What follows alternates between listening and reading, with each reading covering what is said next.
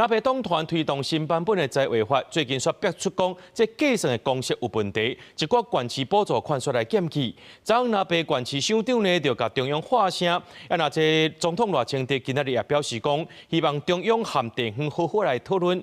那行政院长杜英泰按算伫咧拜六会分做两批，邀请22县市首长来到行政院讨论解决的方式。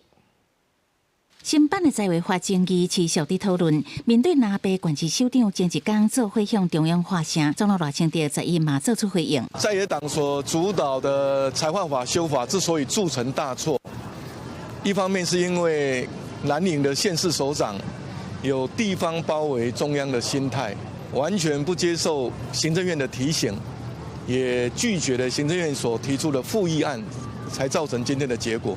屠刀 一直都不在民进党的手上。希望后天的会议能够开诚布公、诚心诚意来解决这个错误。解铃还须系铃人，大家敞开心胸，他也愿意来解，大家一起来解。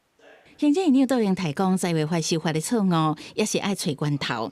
行政院规划13礼拜六分组早起下晡2推出，邀请22县市首长讨论解方。除了政府院长杜英泰、陈丽君、财政部、经济部主计总处这官员拢会参加。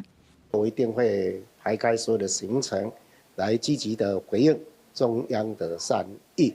但我希望在礼拜六开会之前，中央应该把水平分配公式的问题能够提出来。希望在这个会里面，不要再这样子推来推去，说是这个谁的错谁的错，双方能够秉持善意，把这财划法真正加惠地方的精神能够落实起来。我们一定要带 着民众的心声跟民意来跟中央来反映。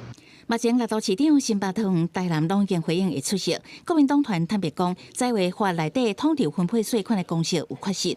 马祖哪位陈雪生会提出国再修法的内容？16条之一有关于离岛方面的计算的分母计算错误，这是一个小的瑕疵，要修法。如果要再修， 就是针对这个修，其他都没有问题。朝野坐下检讨，跟行政机关、跟地方政府好好的来谈，来重新修财划法，这才是正办。财政部表示，会协同主计总处共同检讨财违法当中持续加水平分配这个问题，并且家庭政府协商安怎弥补，还是做调整。记者采访报道。